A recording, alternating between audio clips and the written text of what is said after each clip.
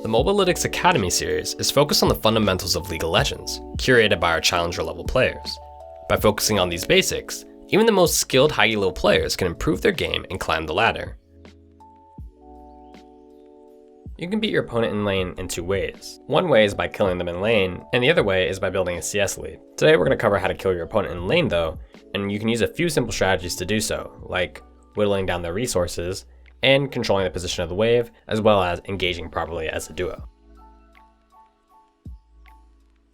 The first step you want to take when looking to get kills on your lane opponent is to chip away at their health with some good harass. In this example, Draven is able to get some harass down on Misfortune, taking 20% of her health with a good trade right before Braum shows up and tries to all in. Pyke and Draven happily take this fight and go for Misfortune.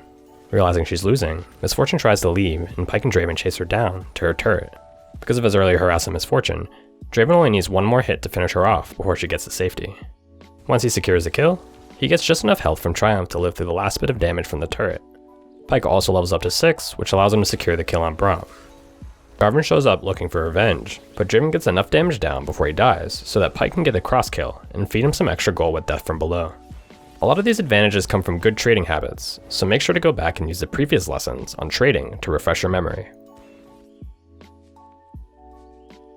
With good lane control, you can force the enemy to be further down the lane, which sets up for easier kills. In this example, Kai'Sa and Yuumi get baited into pushing because they believe Xayah and Rakan have recalled. After waiting patiently for a few moments, Xayah and Rakan finally reveal themselves and try to get some good harass down, and after a few hits are traded from either side, Kai'Sa and Yuumi successfully disengage from the fight, only taking minimal, but still relevant damage.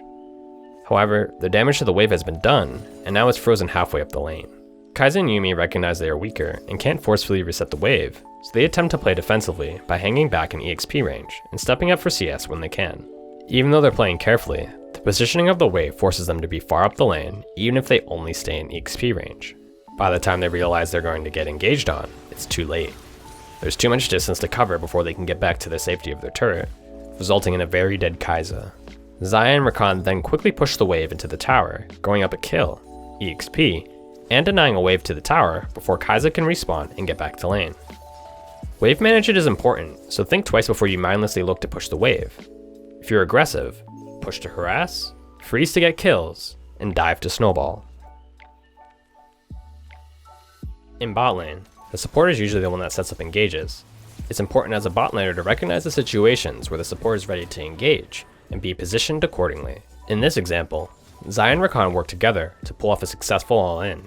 Xayah initially is scared of Yuumi's harass, before realizing that Rakan wants to step up and be aggressive. Once she realizes her support wants to engage, she steps up with him as he walks forward. Because Xayah was in position, as the Rakan was engaging, she was able to get maximum DPS while Kai'Sa was knocked up, and secure the kill without dying. A coordinated assault will give you more time to DPS stun your opponent while they're CC'd. Coordination requires communication, so remember to use pings to signal when you're ready to fight. Thanks for watching this episode of Mobalytics Academy series. If you want to take your climb to the next level, download our desktop app to unlock even more new features like auto-imported builds and pick ban recommendations at Champ Select.